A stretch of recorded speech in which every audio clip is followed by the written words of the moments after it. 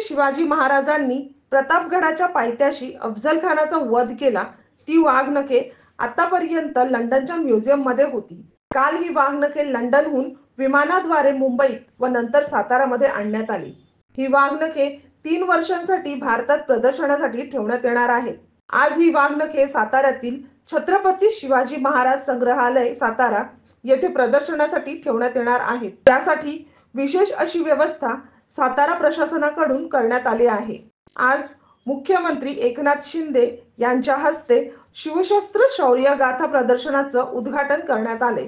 तसेच ही वाघनखे सातारामध्ये 7 महिन्यांसाठी ठेवण्यात येणार आहे आणि शालेय व महाविद्यालयीन विद्यार्थ्यांसाठी प्रदर्शन पाहण्याची विशेष व्यवस्था करण्यात येणार आहे असे सांगण्यात येत आहे। ब्युरो रिपोर्ट, प्रखर लोकमान्य। संपूर्ण महाराष्ट्रातील परखड बातम्या पाहण्यासाठी आमच्या प्रखर लोकमान्य न्यूजला सबस्क्राइब करून बेल आयकॉनवर क्लिक करायला विसरू नका।